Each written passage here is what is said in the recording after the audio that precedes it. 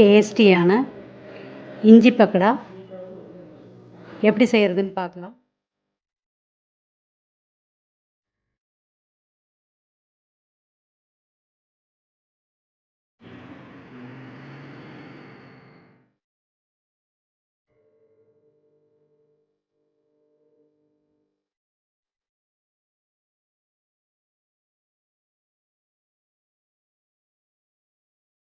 இஞ்சி பக்கோடா செய்கிறதுக்கு ஒரு பெரிய வெங்காயம், 2 துண்டு இஞ்சி, 3 பச்சை மிளகாய் நல்லா பொடியாக நறுக்கிக்கலாம்.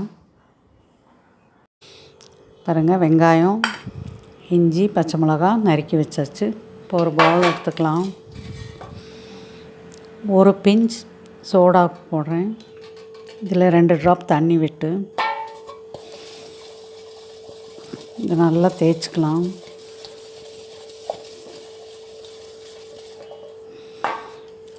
இதில் வெங்காயம், இஞ்சி, பச்சை மிளகாய், ஒரு கொத்து கருவேப்பிலை பொடியாக நறுக்கி சேர்த்துக்கலாம்.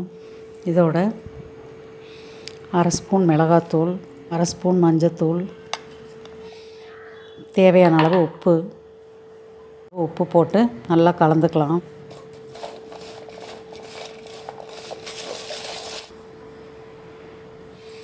இதில் 1 கப் கடலை மாவு, 1/4 கப் அரிசி மாவு, இதை நல்லா மிக்ஸ் பண்ணிக்கலாம். இதில் கொஞ்சம் கொஞ்சமாக தண்ணி விட்டு பிசிறிக்கலாம். தண்ணியை மொத்தமாக ஊற்றக்கூடாது, கொஞ்சம் கொஞ்சமாக தெளித்து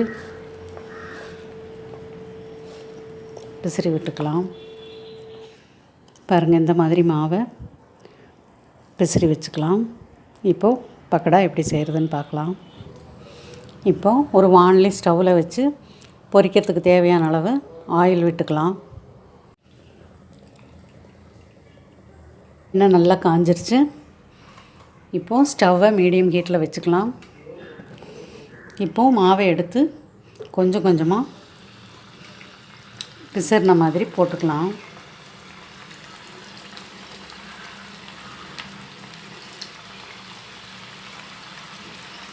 இந்த பக்கோடா ரொம்ப கிறிஸ்பியாக ரொம்ப டேஸ்டியாக இருக்கும். ஈவினிங் ஸ்நாக்ஸாக சாப்பிட்றதுக்கு குழந்தைங்க விரும்பி சாப்பிடுவாங்க.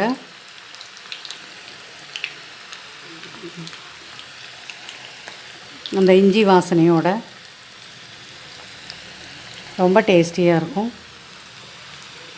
கண்டிப்பாக இந்த ரெசிபி ட்ரை பண்ணி பாருங்கள். ஒரு நிமிஷம் விட்டு திருப்பி விட்டுக்கலாம்.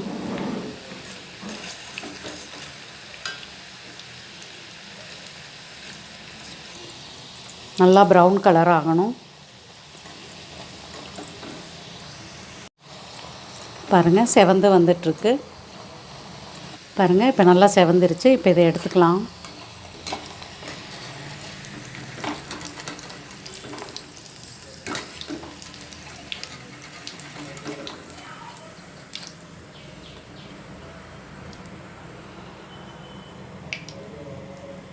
பாருங்கள்,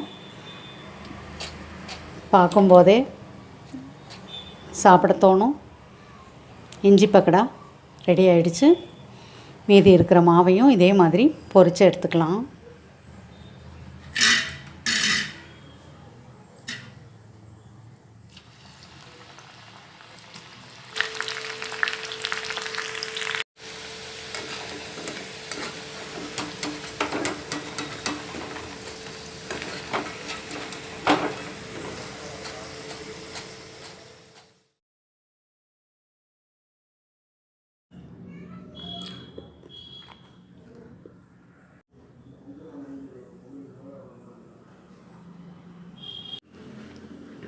பாருங்கள், கிறிஸ்பியான இஞ்சி பக்கோடா ரெடி ஆகிடுச்சு.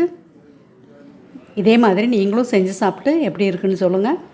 மீண்டும் அடுத்த ரெசிபியோடு உங்களை சந்திக்கிறேன். வீடியோ பிடிச்சிருந்தால் லைக் பண்ணுங்கள், கமெண்ட் பண்ணுங்கள், ஷேர் பண்ணுங்கள், சப்ஸ்கிரைப் பண்ணுங்கள். பெல் ஐக்கானையும் கிளிக் பண்ணுங்கள். நான் போடக்கூடிய வீடியோஸினுடைய நோட்டிஃபிகேஷன்ஸ் உடனுக்குடன் உங்களுக்கு வரும்.